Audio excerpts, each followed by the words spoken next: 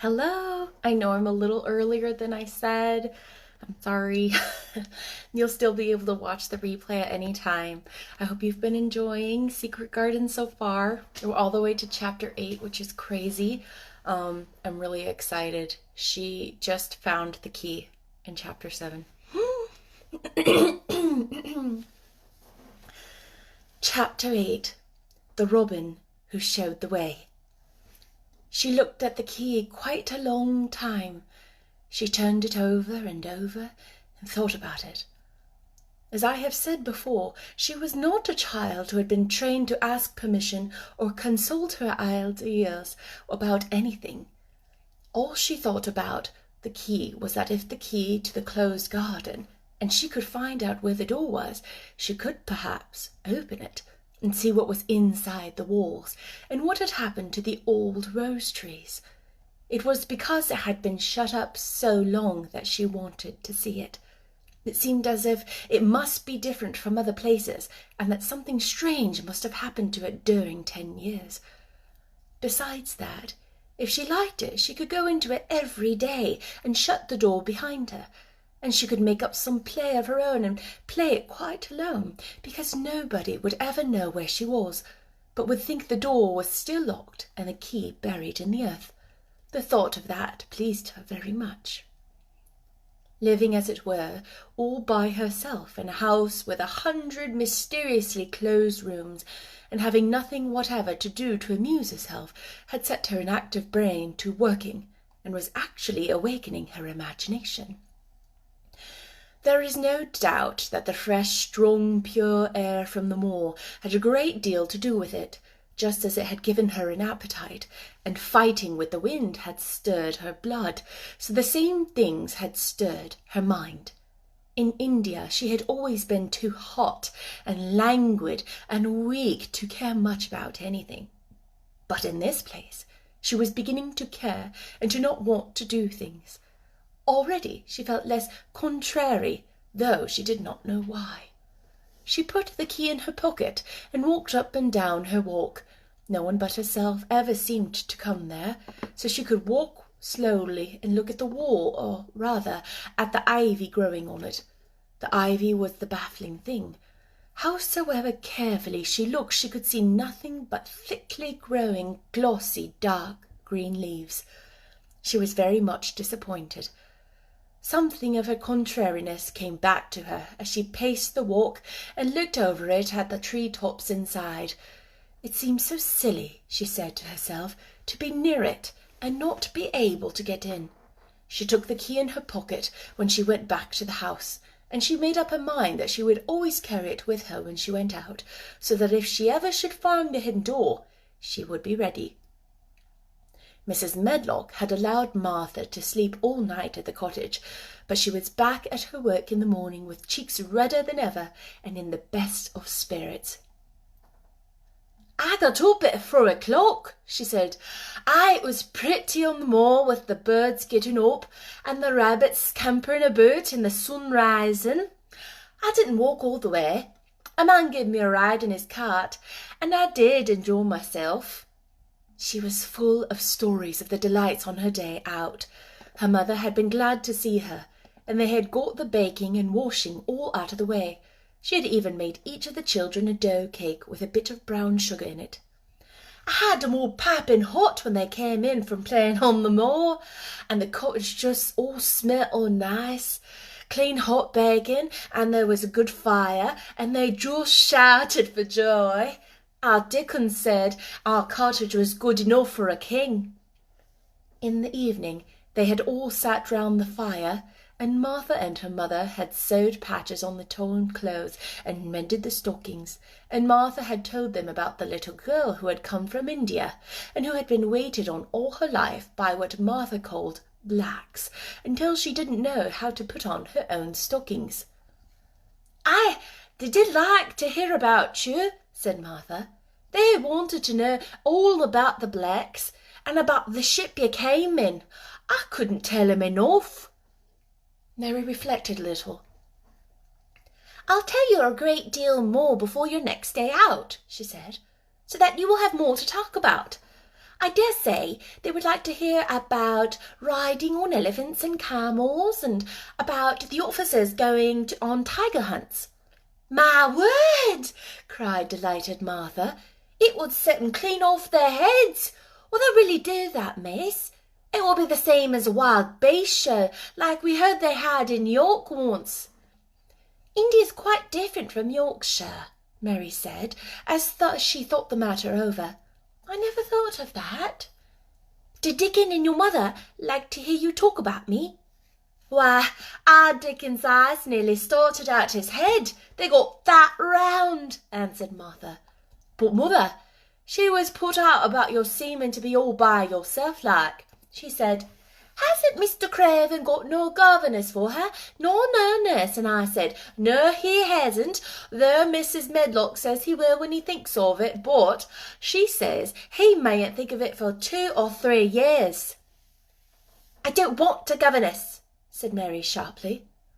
"But mother says you ought to be learning your books by this time, and you ought to have a woman to look after you. And she says, 'Now, Martha, you just think how you'd feel yourself in a big place like that, wandering about all alone and no mother. You'd do your best to cheer her up,' she says, and I said I would." Mary gave her a long, steady look. "You do cheer me up," she said. "I like to hear you talk." Presently Martha went out of the room and came back with something held in her hands upon her apron. "What dost thou think?" she said with a cheerful grin. "I've brought thee a present." "A present!" exclaimed Mistress Mary. How could a cottage full of 14 hungry people give anyone a present? "A man was driving across the moor peddling," Martha explained, "and he stopped his cart at our door. He just had pots and pans and odds and ends, but mother had no money to buy anything. Just as he was going away, our Lisbeth Ellen called out, 'Mother, he's got skipping ropes with red and blue handles.' And mother calls out quite sudden, 'Here, stop, mister, how much are they?' And he says, 'Twopence.' And mother, she began fumbling in her pocket, and she says to me, 'Martha, thou's brought me thy wages like a good lass, and I've got 4 places to put every penny. I'm just going to take a 2pence out of it to buy that child a skipping rope.' And she bought one, and here it is." She brought it out from under her apron and exhibited it quite proudly. It was a strong, slender rope with a striped red and blue handle at each end, but Mary Lennox had never seen a skipping rope before. She gazed at it with a mystified expression. "What is it for?" she asked curiously. "For?" cried out Mary. "Does that mean they've not got skipping ropes in India? For all they've got elephants and tigers and camels. No wonder most of 'em's black. This is what it's for. Just watch me." She ran into the middle of the room and, taking a handle in each hand, began to skip and skip and skip, while Mary turned in her chair to stare at her, and the queer faces in the old portraits seemed to stare at her too. Wonder what on earth this common little cottager had the impudence to be doing under their very noses. But Martha did not even see them. The interest and curiosity in Mistress Mary's delighted her, and she went on skipping and counted as she skipped until she had reached 100. "I could skip longer than that," she said when she stopped. "I've skipped as much as 500 when I was 12, but I wasn't as fat as I am now, and I was in practice." Mary got up from her chair, beginning to feel excited herself. "It looks nice," she said. "Your mother is a kind woman. Do you think I could ever skip like that?" "You just try it," urged Martha, handing her the skipping rope. "You can't skip 100 at first, but if you practice, you'll mount up. That's what mother said. She says nothing will do her more good than skipping rope, and it's the simplest new toy a child can have. Let her play out in the fresh air skipping, and it'll stretch her legs and arms and give her some strength in them." It was plain that there was not a great deal of strength in Mistress Mary's arms and legs when she first began to skip. She was not very clever at it, but she seemed to like it, so she did not want to stop. Put on the things and run and skip outdoors, said Martha. Mother said I must tell you to keep outdoors as much as you could, even when it rains a bit, so as to wrap up warm. Mary put on her coat and hat, took her skipping rope over her arm. She opened the door to go out, and then suddenly thought of something and turned back rather slowly. Martha, she said, they were your wages. It was your 2 pence, really. Thank you. She said it stiffly because she was not used to thanking people or noticing that they did things for her. Thank you, she said, and held out her hand because she did not know what else to do. Martha gave her hand a clumsy little shake, as if she was not accustomed to this sort of thing either. Then she laughed. "Aye, thou art a queer, old womanish thing," she said. "If that been our Lisbeth Ellen, that'd have given me a kiss." Mary looked stiffer than ever. "Do you want me to kiss you?" Martha laughed again. "Nay, not me," she answered. "If thou wast different, perhaps, thou'd want to thyself. But thou isn't. Run off outside and play with thy rope." Mistress Mary felt a little awkward as she went out of the room. Yorkshire people seemed strange, and Martha was always rather a puzzle to her. At first she had disliked her very much, but now she did not. The skipping rope was a wonderful thing. She counted and skipped and counted until her cheeks were quite red, and she was more interested than she had ever been since she was born. The sun was shining, and a little wind was blowing, not a rough wind, but one which came in delightful little gusts and brought a fresh scent of newly turned earth with it. She skipped round the fountain garden, and up one walk and down another. She skipped at last into the kitchen garden and saw Ben Weatherstaff digging and talking to his robin, which was hopping about him. She skipped down the walk toward him, and he lifted his head and looked at her with a curious expression. She had wondered if he would notice her. She wanted him to see her skip. "Well," he exclaimed, "upon my word, perhaps thou'rt a young'un after all, and perhaps there's got child's blood in thy veins instead of sour buttermilk.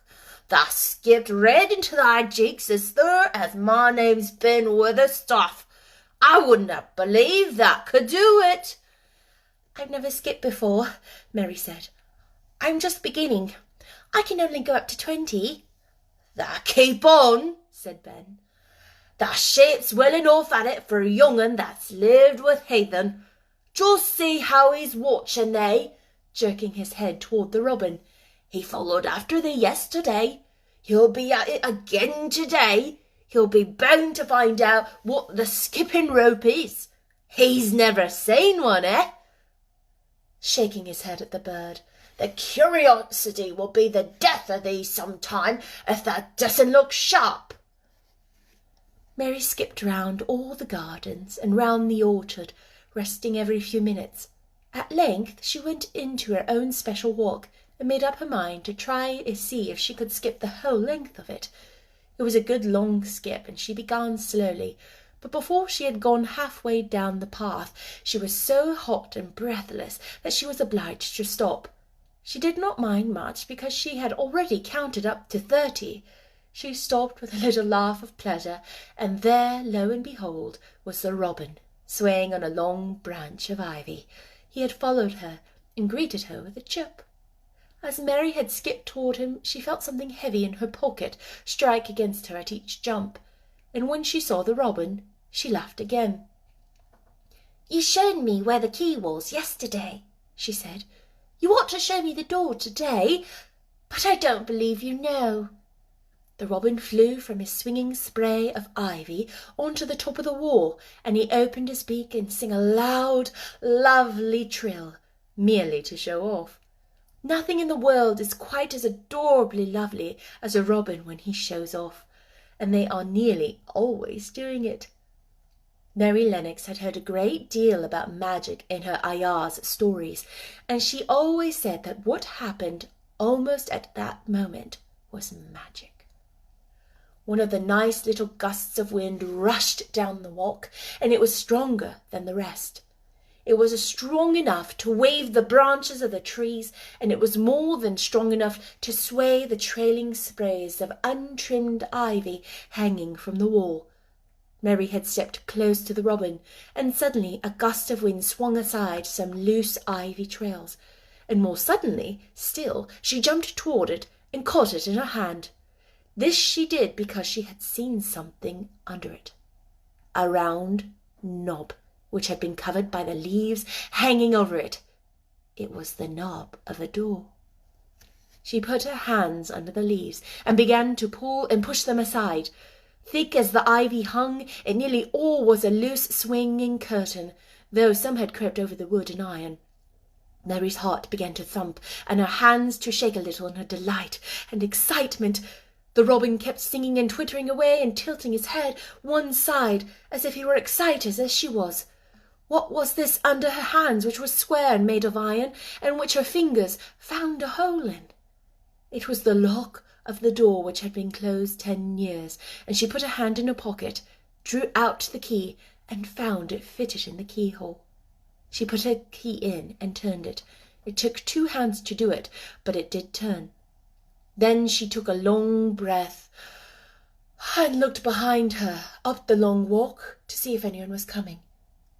No one was coming. No one ever did come, it seemed, and she took another long breath, because she could not help it, and she held back the swinging curtain of ivy and pushed back the door, which opened slowly, slowly, and she slipped through it and shut it behind her and stood with her back against it, looking about her and breathing quite fast with excitement and wonder and delight. She was standing in the secret garden. What do you think? She's in the secret garden. Enjoy! I'll see you soon for chapter 9.